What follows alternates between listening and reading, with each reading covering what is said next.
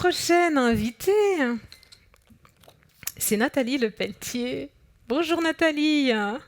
Bonjour Valérie, bonjour à tous et merci de nous réunir tous aujourd'hui, d'avoir maintenu la vision et que les choses puissent se passer.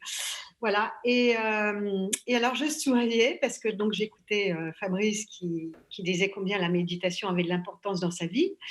Et il se trouve que je voulais vous partager une petite anecdote avant de démarrer. C'est que ce matin, donc, j'ai médité dans mon jardin en observant la nature et en me reliant à nous tous et à cette journée. Et un papillon est venu me rendre visite. Le papillon dont Fabrice parle dans sa vidéo. Ce papillon qui nous rappelle que, en fait, du chaos, du chaos émerge la beauté. Et que aujourd'hui, nous sommes en plein chaos, personne ne le niera, mais comme le papillon qui, de la chenille, en fait, la chenille se désintègre complètement, devient liquide, et ce sont les cellules souches qui permettent de recréer cette merveille du papillon, cette métamorphose. Et donc, voilà, le papillon était là pour me rappeler, dis-leur ça.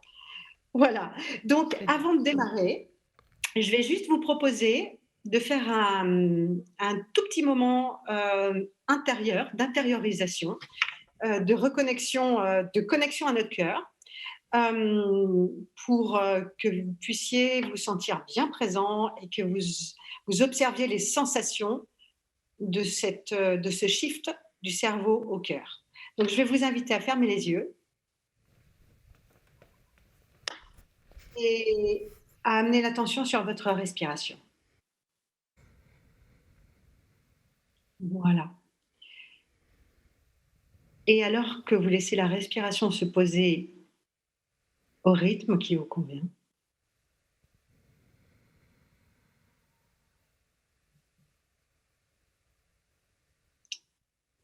vous la laissez glisser doucement jusqu'au centre de votre poitrine, jusqu'au centre de votre cœur.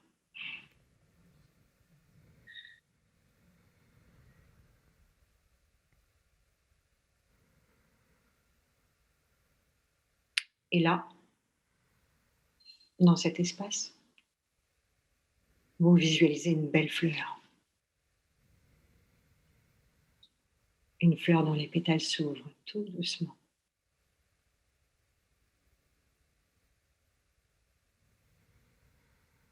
Et puis vous allez maintenant ramener une image de vous, très heureux, totalement serein. Et cette image,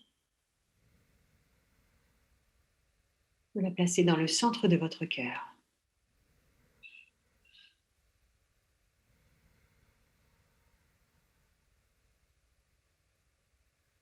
Et avec cette image, vous observez toutes les belles émotions de joie, de gratitude, de sérénité et d'amour inconditionnel. Toutes ces belles émotions qui se diffusent dans tout votre corps, en commençant par le cerveau, l'hémisphère gauche et l'hémisphère droit. Voilà, vous vous reliez bien à toutes ces belles émotions de joie. Et puis, vous allez doucement pouvoir ouvrir les yeux et revenir bien présent, ici et maintenant. Voilà. Donc, nous avons expérimenté une synchronisation du cœur avec le cerveau. Donc, ce dont je voulais vous parler, c'est du fait que nous vivons aujourd'hui une période de grands changements, à une vitesse jamais expérimentée jusqu'alors, et que les progrès technologiques, évidemment, n'y sont pas étrangers, mais en fait, ils ne font que mettre en lumière toutes les contradictions de notre existence et de la manière dont nous vivons. Nous sommes confrontés aujourd'hui, dans toutes les composantes de la société, à des questions vraiment fondamentales. Dans toutes les composantes, qu'elles soient politiques, économiques, environnementales, sociétales. Et l'ampleur du défi, en fait, auquel nous nous trouvons aujourd'hui est de la même ampleur que lorsque nous sommes passés, de la conscience, d'une planète, enfin d'une terre plate à une terre ronde. Sauf qu'aujourd'hui, ce changement de paradigme, en fait, c'est un changement de conscience, une évolution sur tous les plans. Une évolution sur les plans physiques, émotionnels, mental et spirituel. C'est vraiment une mutation profonde de l'humain aujourd'hui, face à laquelle nous nous trouvons. Une transition en fait de l'individuel au collectif, de l'individualité à l'unité, à la conscience d'unité. Alors qu'est-ce qu'être humain aujourd'hui? En fait, nous n'avons jamais eu autant d'informations. Nous sommes bombardés d'informations, comme vous le disiez juste avant. Et ces informations, en fait, nous donnent accès à une connaissance illimitée. Mais comment choisissons-nous d'être informés? Et aussi, en fait, comment choisissons-nous de restituer à ce grand cerveau collectif constitué par les réseaux, par les nouvelles technologies? Qu'est-ce que nous choisissons d'émettre et d'envoyer à ce champ? En fait, nous n'avons jamais eu autant d'informations. Nous avons accès à des images du cosmos. Nous visons aujourd'hui Mars et non plus la Lune. Et nous avons une connaissance vraiment du corps humain, une capacité en fait à soigner. Le corps n'a quasiment plus de secret pour nous. Le cerveau, avec les neurosciences, devient de plus en plus, révèle de plus en plus ses secrets. Mais qu'en est-il du cœur? Qu'en est-il de l'intelligence du cœur? Ce dont je voulais vous parler aujourd'hui. Cette intelligence du cœur qui est en fait une connaissance ancestrale. En fait, notre civilisation aujourd'hui, elle s'est développée sur la croyance que le cerveau est tout puissant. Et elle a totalement oublié l'intelligence du cœur, la puissance du cœur. Les Égyptiens, pour ne prendre qu'un exemple, les Égyptiens, en fait, embaumer le cœur, le placer au centre du corps et jeter le cerveau. Et toutes les civilisations ancestrales la connaissent, cette intelligence du cœur, en fait, et ils sont totalement connectés à cette intelligence. Et aujourd'hui, en fait, qu'est-ce qu'il nous est demandé? Il nous est demandé de nous reconnecter à cette intelligence du cœur et d'arrêter de séparer. Nous ne sommes pas un parent, un homme, une femme, et puis quelqu'un qui exerce une profession.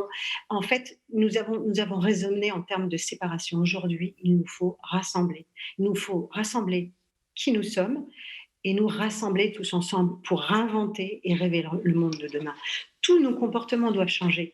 Et l'un des premiers est en fait notre relation à l'éducation et au monde de l'enfance. En fait, l'enfant, il ne joue pas. L'enfant est le jeu. Et l'enfant nous instruit, en fait, en jouant. Et nous devons le ramener, cet enfant intérieur, cet enfant qui vibre à l'intérieur de nous, qui nous permet de rêver. Et tous les enfants qui arrivent aujourd'hui sur Terre, qui sont en train de remettre profondément en cause, alors, ils nous obligent à remettre en cause le système d'éducation, mais ils sont là pour nous aider à transformer la société. Il faut les écouter aussi. En début d'année, je suis allée écouter Jane Goodall à Dubaï, et elle présentait en fait l'histoire de sa vie. Jane Goodall est anthropologue, elle a vécu au lieu des singes en Afrique et elle a fait vraiment progresser nos connaissances sur le monde du vivant et justement le monde aussi animal. Et elle a créé une association qui s'appelle Roots and Shoots. Et en fait, cette association, elle est destinée à aider les enfants à agir, en fait, à passer à l'action. Et quand je l'écoutais, en fait, dans la salle, ce qui m'a profondément émue, c'est que donc il y avait beaucoup de parents avec leurs enfants et que les enfants, les tout petits, même les petits de 6-7 ans, posaient des questions telles que: Jane, je sais ce que je veux faire plus tard. Comment est-ce que je peux agir aujourd'hui? Bien au contraire des adultes qui ont un réflexe de comprendre, d'expliquer. Donc, c'est magique cette capacité à vouloir agir de l'enfance. Et puis, il nous faut, Fabrice, donc, en a longuement parlé dans sa magnifique présentation, il nous faut redonner la place au vivant aujourd'hui, à la vie, à tous ces mystères. Il nous faut aujourd'hui intégrer dans notre quotidien des moments des moments de passage à l'action, des moments quantitatifs de production et des moments de recentrage et d'inspiration, de retour à nous. Hier, en fait, on raisonnait à partir d'une vision cartésienne, matérielle du monde.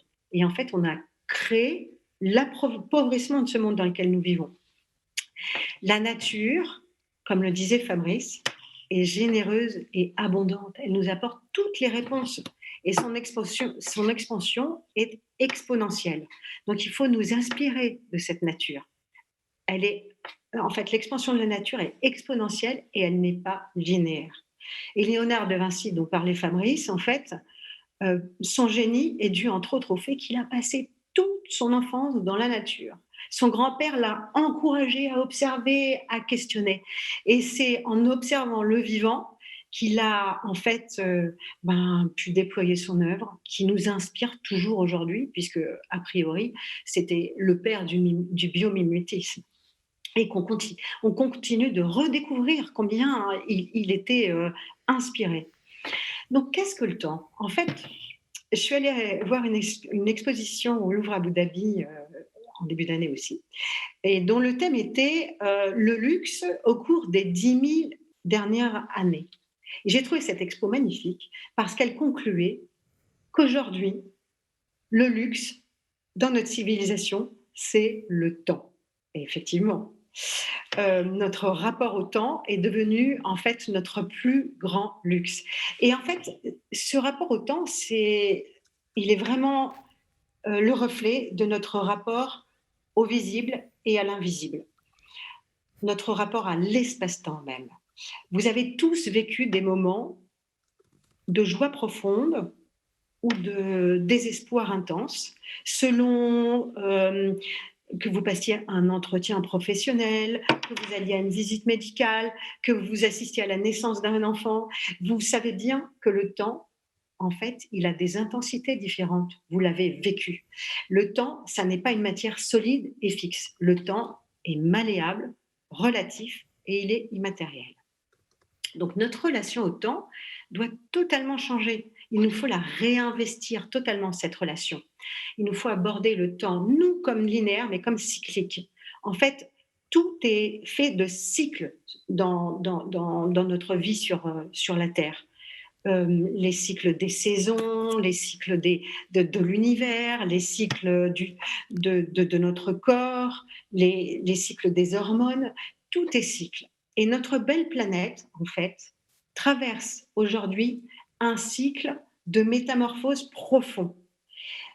En 2012, nous sommes passés d'une ère qui était l'ère du poisson à l'ère du Verseau. Et l'ère du Verseau, donc, qui est l'ère qui s'est introduite en 2012 et qui sera stabilisée en 2032, c'est quoi? C'est une ère où, en fait, on prône la communication, la coopération, le collectif, en fait. Et vraiment, la connaissance du fait que nous sommes tous reliés, que nous sommes unis. Donc, c'est toutes ces transformations, tous ces moments de chaos, de sensations, oui, de chaos, où on ne sait plus en fait trouver notre vérité, ils sont tout à fait normaux puisqu'on est en train de construire une société beaucoup plus juste, beaucoup plus harmonieuse, beaucoup plus en lien avec le vivant et beaucoup plus respectueuse de l'équilibre entre les énergies masculines et féminines. Voilà. Et pour en fait, naviguer dans toutes ces perturbations, on a une boussole intérieure qui est extraordinaire. Cette boussole, ce sont nos émotions. Nos émotions, en fait, c'est le résultat d'une relation intime avec notre corps, nos émotions et nos pensées et nos comportements. Et en fait, ces informations, que sont les émotions, nous guident. Vous avez tous expérimenté que selon votre niveau de curiosité, de joie, d'empathie ou non, d'émerveillement ou pas, votre niveau de performance, d'impact et de rayonnement est différent. Alors, aujourd'hui, qui sont les super-héros du futur?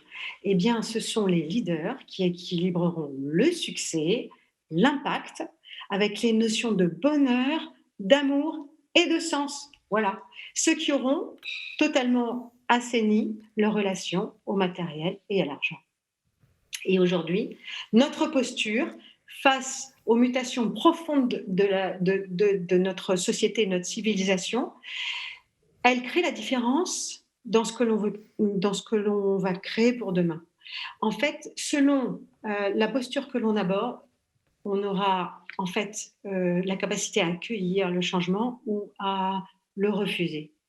Si on aborde les changements avec une posture fermée, alors nous nous raccrochons au passé, à ce qui était, à ce qui n'est plus. Et en fait, on crée des comportements répétitifs et nuisibles. Le futur que l'on crée à ce moment-là est une pâle projection du passé.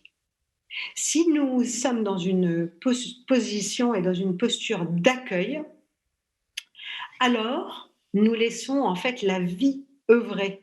Nous laissons en fait les enjeux actuels nous permettre de créer de nouvelles solutions. En fait, il est nécessaire aujourd'hui de faire preuve de flexibilité, d'adaptabilité, d'agilité et de respect de tous les paramètres humains.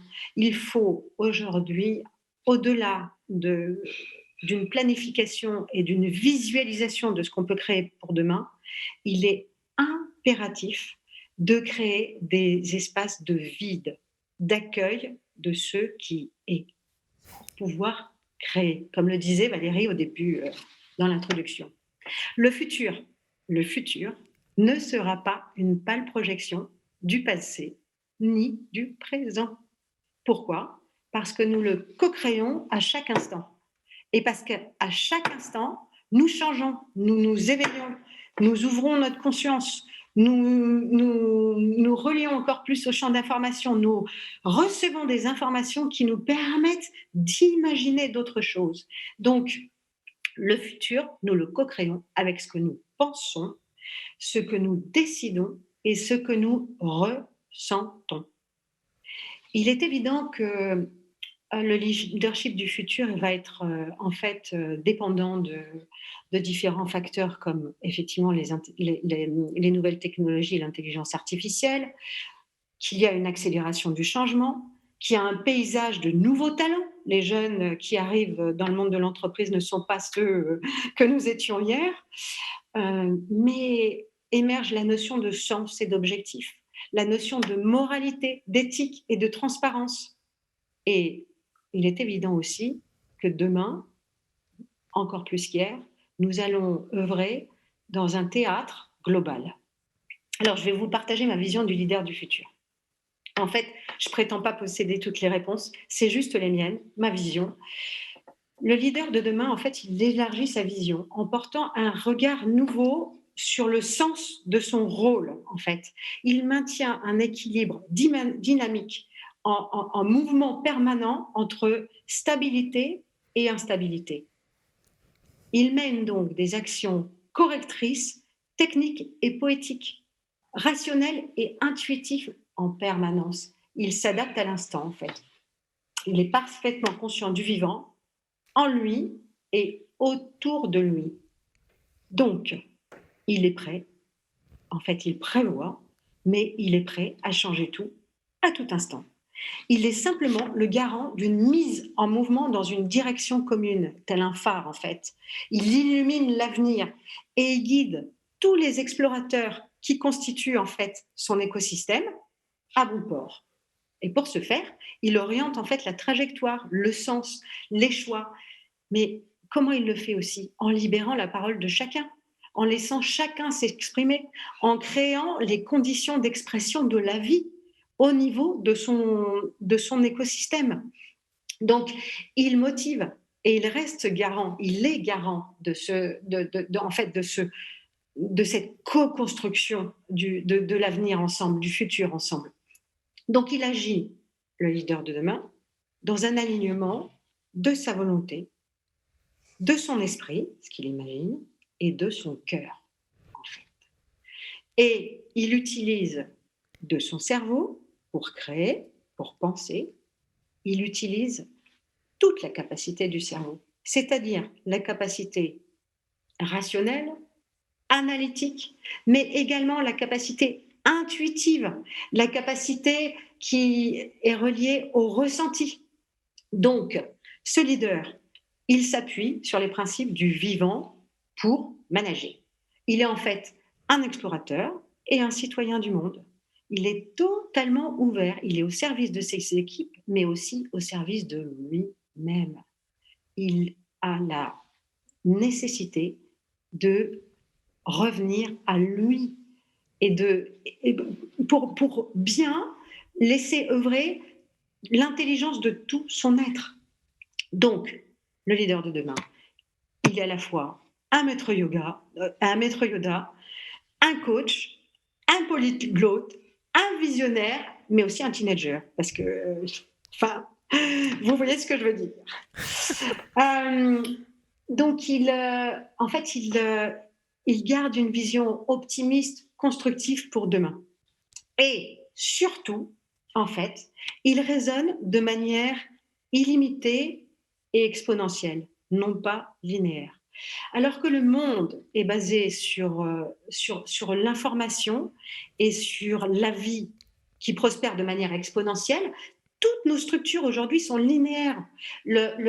Toutes nos structures de stratégie, tout ce qui est process, KPI, toute notre perception de l'humain dans l'entreprise, tout est linéaire.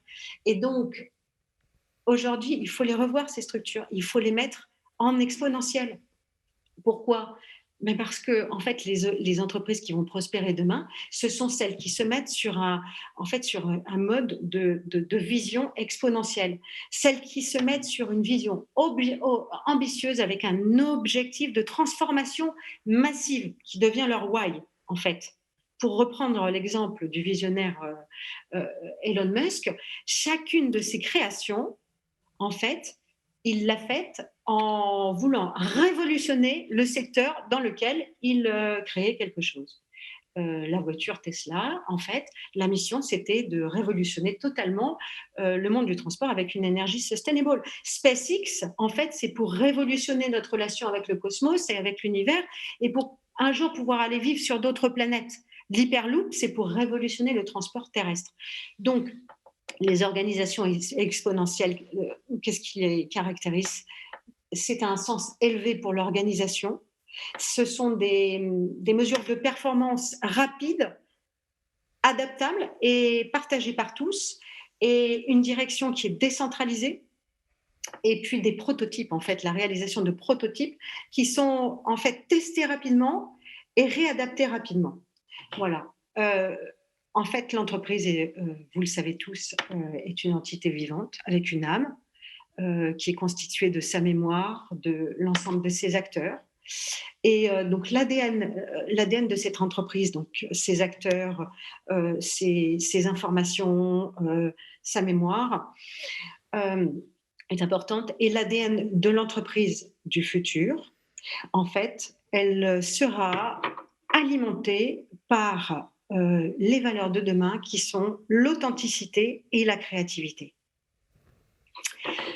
Et pour en finir avec l'aspect des nouvelles technologies, pour moi, les nouvelles technologies, elles occupent une place de plus en plus importante dans notre vie. Ça, on ne peut pas le nier. Ça, c'est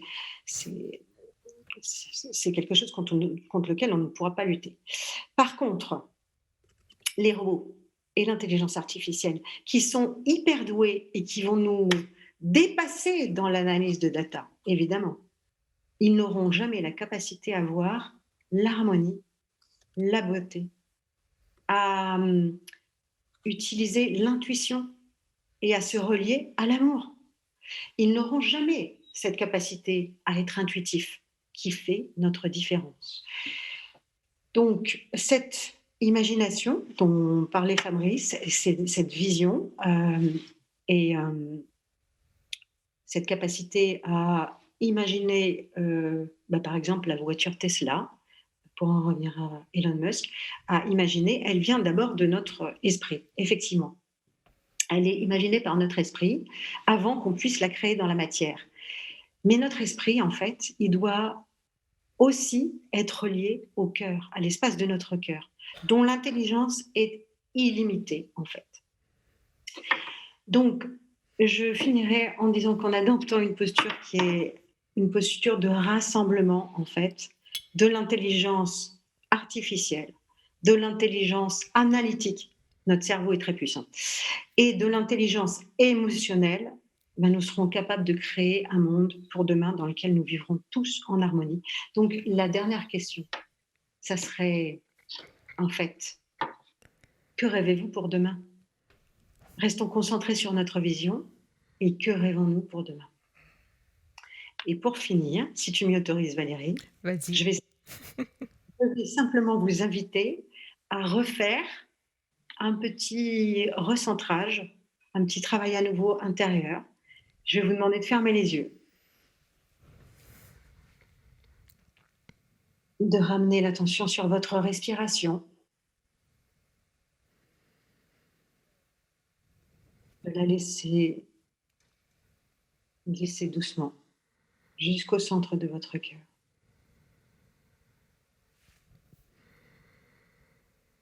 De ramener toutes ces belles émotions de joie,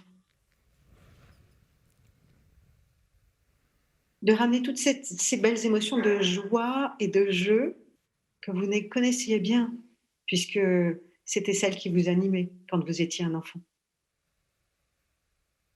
Ramenez-les au niveau de votre cœur. Et observez vos sensations alors que vous rallumez ce que Valérie a présenté comme le feu sacré à l'intérieur de vous. Ce génie de l'enfance. Souvenez-vous de quels étaient vos rêves d'enfant. Et laissez-les vous inspirer dans ce que vous voulez créer pour demain, dans votre vie professionnelle et dans votre vie privée. Voilà. Laissez tous ces rêves se réactiver.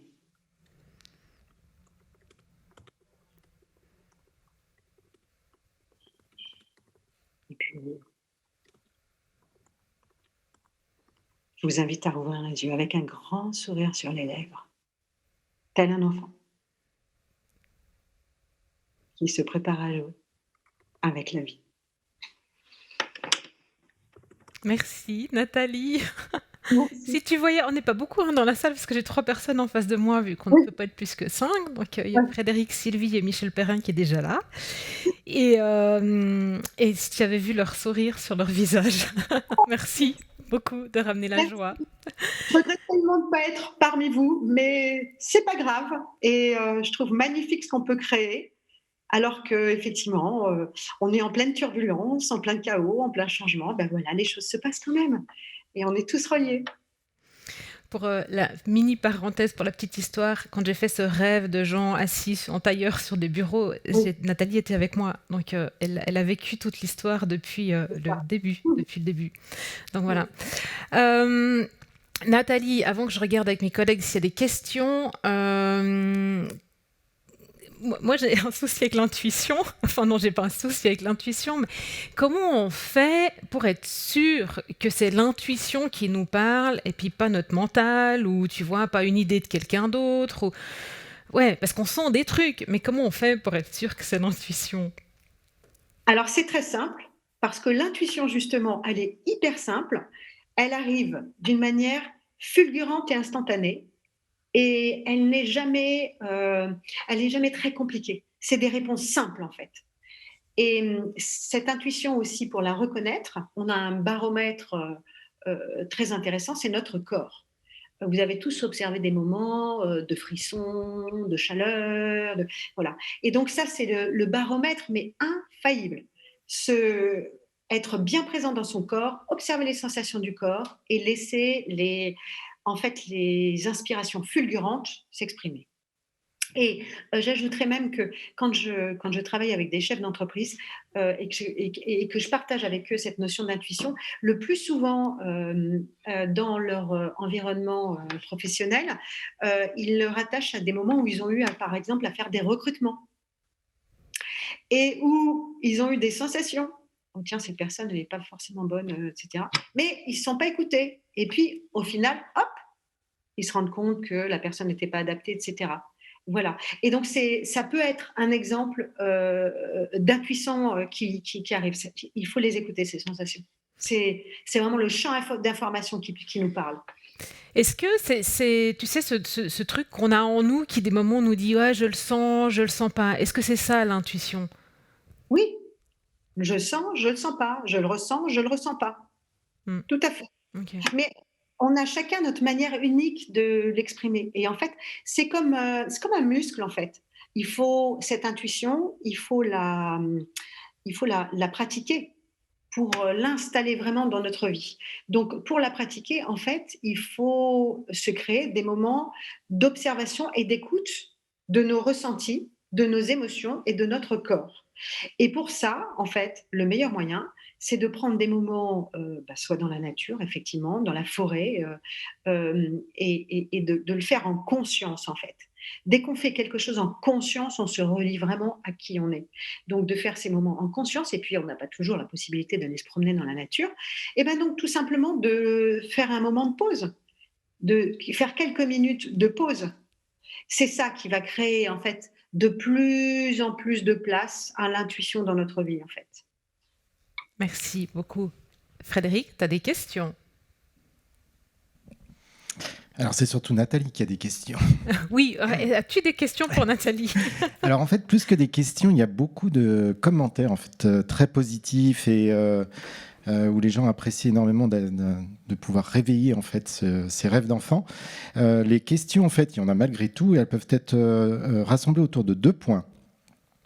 Un premier questionnement qui est, mais finalement, est-ce que l'intelligence du cœur et l'intelligence naturelle, c'est pas forcément la même chose, ou est-ce que ça ne se rejoint pas?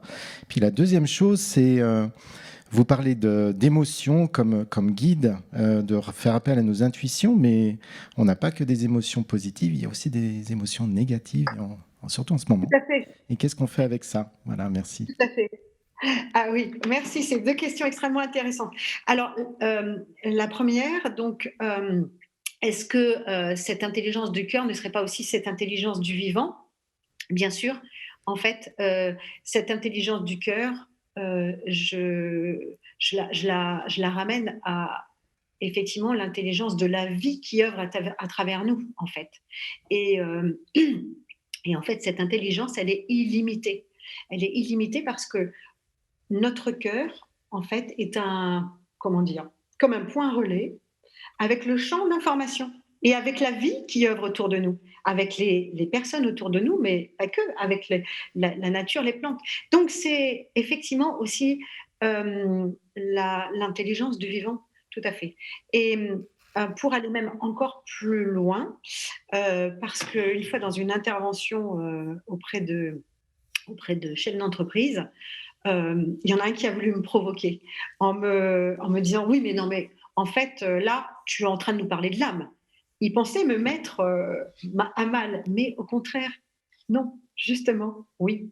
C'est en fait notre cœur, quand on écoute notre cœur et cette intelligence du cœur, on laisse notre âme s'exprimer. Et ce que j'ai pas dit au cours de mon intervention là, c'est que l'économie de demain, en fait, c'est un équilibre entre le matériel et le spirituel. Voilà, il faut revenir à la spiritualité.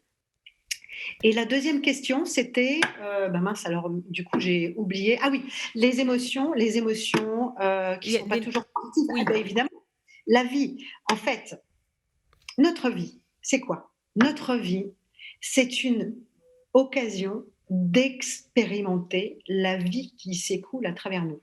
Donc, évidemment, elle est faite d'émotions et de moments positifs et d'émotions et de moments négatifs, d'épreuves, de challenges. On en a tous. Et qu'est-ce qui fait la différence?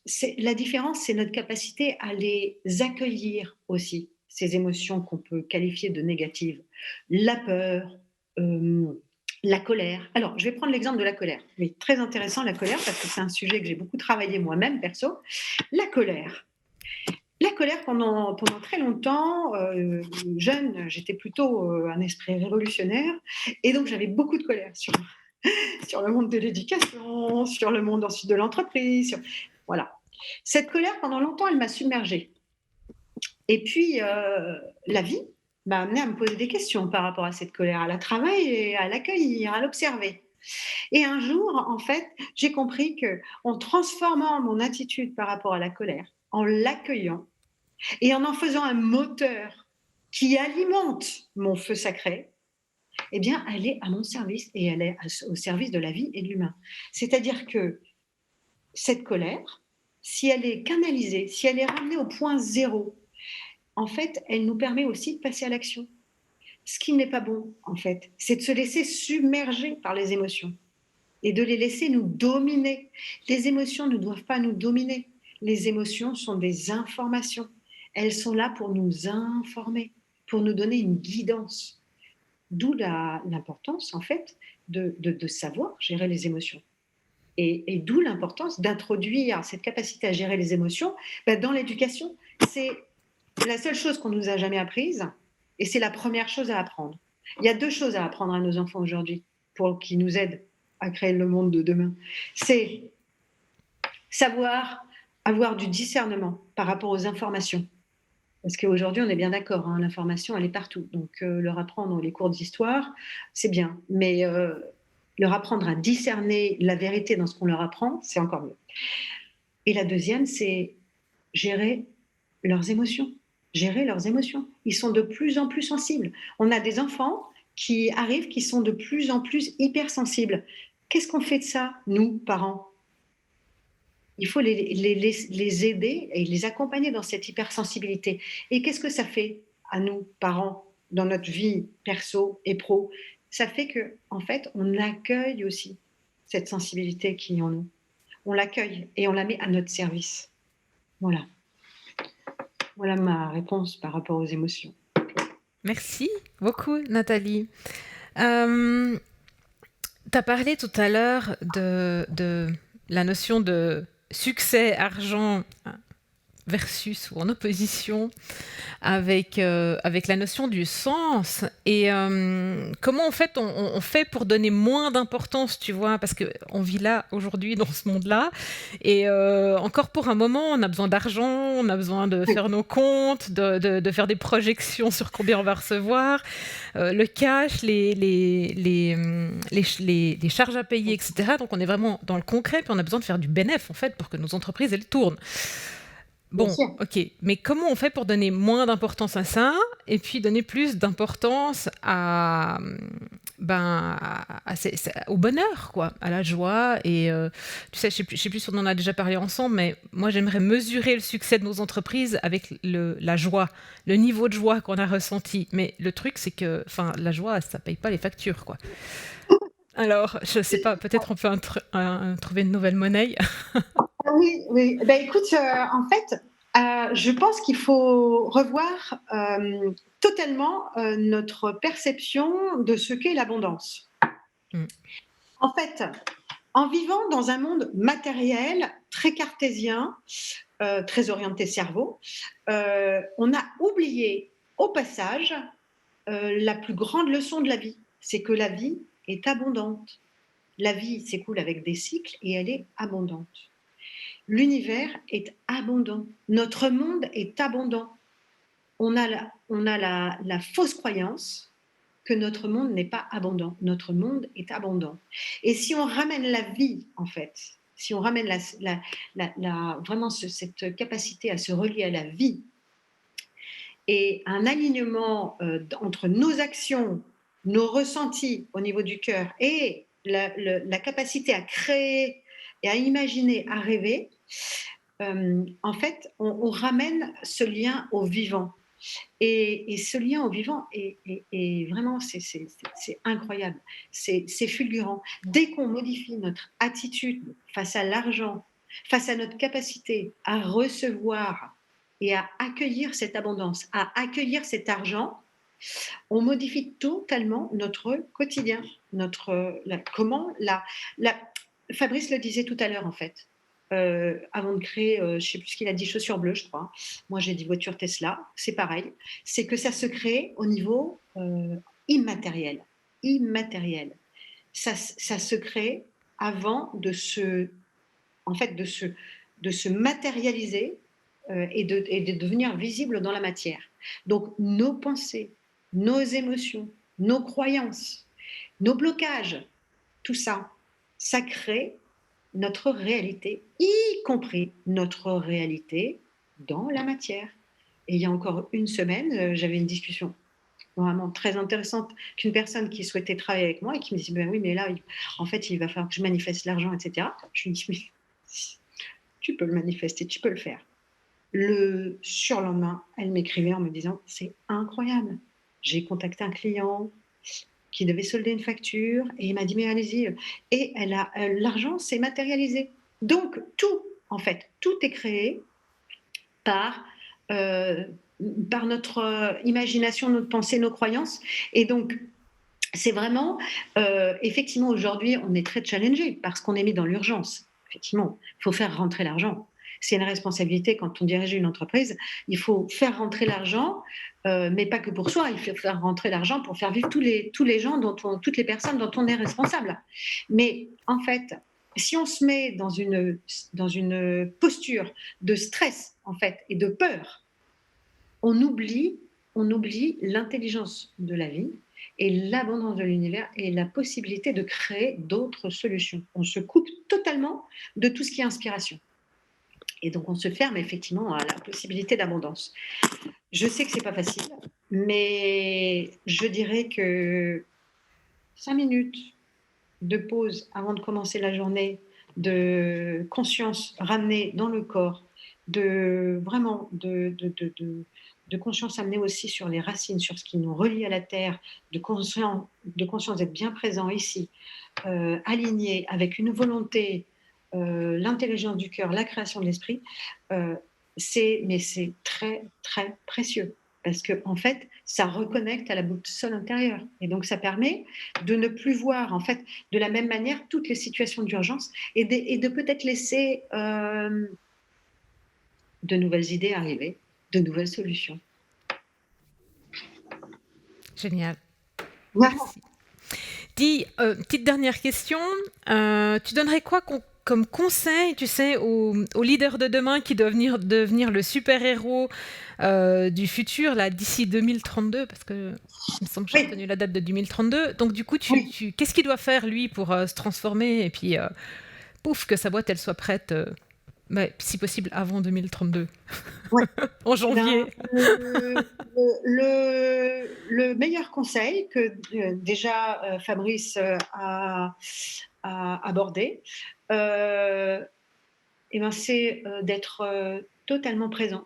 Totalement présent. C'est-à-dire pas dans le passé, à ressasser le passé.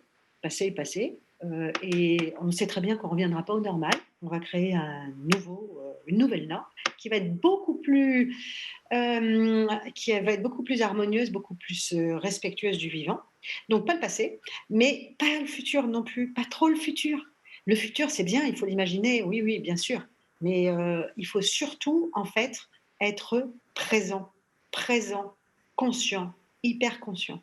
Parce que c'est comme ça qu'on est le plus à même de capter, en fait, de capter tout ce qui se passe autour de nous, à la fois au niveau des collaborateurs, à la fois au niveau des marchés, à la fois au niveau des tendances, et de se mettre en fait vraiment totalement à l'écoute de ce qui émerge. Il faut créer vraiment le vide et se relier à cet espace de création à l'intérieur de nous. Et ça ne peut se faire qu'avec une présence à l'instant, ici et maintenant. Et savoir qu'on est toujours au bon moment, au bon endroit. Tout est juste. Et donc, c'est vraiment c'est cultiver cette présence et faire confiance à la vie et au champ d'information et à ce qui émerge. C'est-à-dire que euh, ce qui émerge est collectif. En fait, on le crée tous à tout moment. Et donc, en se reliant à ce qui émerge, là, en fait, c'est comme ça aussi qu'on peut être inspiré sur une direction du futur et savoir ce qu'on a à créer. En fait, les réponses se révèlent à nous au fur et à mesure. Et selon les pays, selon la conscience, selon la capacité en fait à se mettre dans cette présence, en fait, cette stabilisation de 2032, elle arrivera plus ou moins vite en fait. On est à des niveaux différents, évidemment, on le voit, hein, ça se passe différemment vraiment partout. Et donc, c'est vraiment la présence. Fine. Alors, en termes de présence, je te remercie beaucoup d'avoir pris ce temps depuis Dubaï, enfin voilà, avec le décalage horaire et tout, d'avoir été là avec nous ce matin. On va prendre une pause.